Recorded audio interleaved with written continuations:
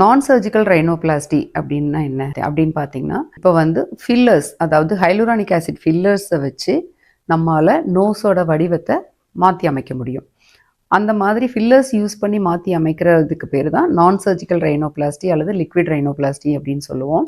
இதில் பார்த்தீங்கன்னா, இப்போ வந்து நோஸ் வந்து டார்சம் வந்து இந்த டார்சம் ரொம்ப அமர்ந்து போயிருக்கு, அதை வந்து ஹைட் பண்ணணும் அப்படின்னா நம்ம வந்து இந்த ஃபில்லர்ஸ் இன்ஜெக்ட் பண்ணி அதை ஹைட் பண்ண முடியும். அதே சமயத்தில் நோஸ் டிப்பு வந்து ரொம்ப ரவுண்டாக இருக்குது, கொஞ்சம் எனக்கு ஷார்ப்பாக இருந்தால் போதும் அப்படின்னு கேட்குறவங்களுக்கு நம்ம அந்த டிப்லேயும் ஃபில்லர்ஸ் இன்ஜெக்ட் பண்ணி அதை ஷார்பன் பண்ணலாம். ப்ளஸ் வந்து இந்த காலுமெல்லா வந்து ரொம்ப ஹேங் ஆகிட்டுருக்கு அப்படின்னா கொஞ்சம் அதை லிஃப்ட் பண்ணுறதுக்கு நம்ம காலுமெல்லார் பேஸில் வந்து ஃபில்லர்ஸ் இன்ஜெக்ட் பண்ணி அதை லிஃப்ட் பண்ணலாம். இந்த மாதிரி ஒரு சில ப்ராப்ளம் மட்டும் நம்மளால் வந்து ஃபில்லர்ஸை வச்சு கரெக்ட் பண்ண முடியும். ஆனால் இதே வந்து நம்ம வந்து ஆலார் பேஸ் வந்து ரொம்ப வைடாக இருக்குது, அதாவது நோஸோட இது வந்து ரொம்ப அகலமாக இருக்குது, அதை குறைக்கணும் அப்படின்னா நம்மளால் வந்து நான் சர்ஜிக்கல் ரைனோபிளாஸ்டியில் பண்ண முடியாது. இந்த மாதிரி ஒரு சில விஷயங்கள் மட்டும் நம்மளால் ஃபில்லர்ஸ் வச்சு நம்ம நோஸோட அமைப்பை வந்து மாற்றி இது பண்ண முடியும். அதுக்கு பேர் தான் வந்து நான் சர்ஜிக்கல் ரைனோபிளாஸ்டி அப்படிங்கிறது.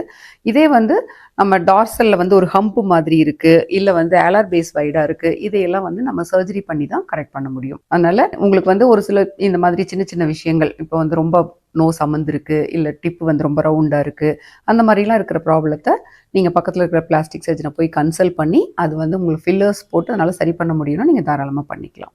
தேங்க்யூ.